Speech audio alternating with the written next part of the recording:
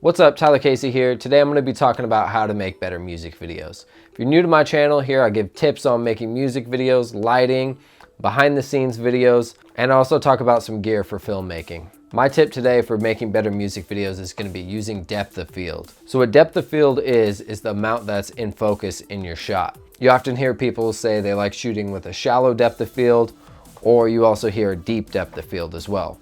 So a deep depth of field is going to be where almost everything is in focus in your shot. The types of lenses that are associated with deep depth of field are wide angle lenses, because when you have a wide angle lens, pretty much everything's going to be in focus in your shot. So lots of times on gimbals, you're going to see wide angle lenses because you're not really going to be able to pull focus. This keeps your subject in focus and everything's fairly sharp in your image. Shallow depth of field is associated with longer lenses. This is where you have a depth of field, but it's much more narrow. So whatever your focus subject is on, pretty much everything in the background and the foreground are going to be out of focus. There's many ways to change your depth of field. The first way is using your aperture. This is the f-stop number on your lens.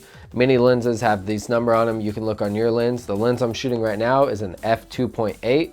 So to get more depth of field, you want the lower number. This is how open your aperture is. So when you're at f2.8, it's letting in as much light as possible.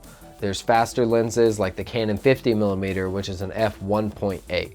If you're filming out in the sunlight, if you close down your lens all the way to f22, you're gonna get a really deep depth of field. You're gonna be able to see everything in the shot. Where if you're filming in a room and it's really dark and you open your lens up all the way to f1.8, you're gonna get a very shallow depth of field.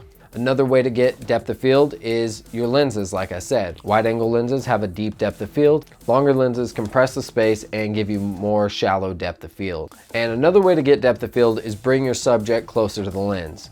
If you're focused in a little bit closer, it's gonna have a more shallow depth of field. If you have your subject further away, it's gonna fall into the background and then it's gonna be a deeper depth of field. Now that you understand depth of field, there's many ways to use it in making music videos. Using a deep depth of field is sometimes important when getting shots of group shots of people so you can get everyone in focus, maybe wide shot exteriors so you can see the entire house or building, whatever you're filming, or if you want to keep everything clear and make sure your audience can see everything in the shot. But when I want to use a shallow depth of field, that's when I want people to really focus on the subject. I want to blur out that background. Another cool way to use depth of field is when you have a shallow depth of field, do cool focus racks when the beat hits in the song. It's pretty much all I'm going to cover today about using a low f-stop and aperture. Let me know below if you guys found this helpful, and make sure to subscribe and hit that bell notification so you can see the next time I upload a video. I'm Tyler Casey and I'll catch you guys next time. Thanks.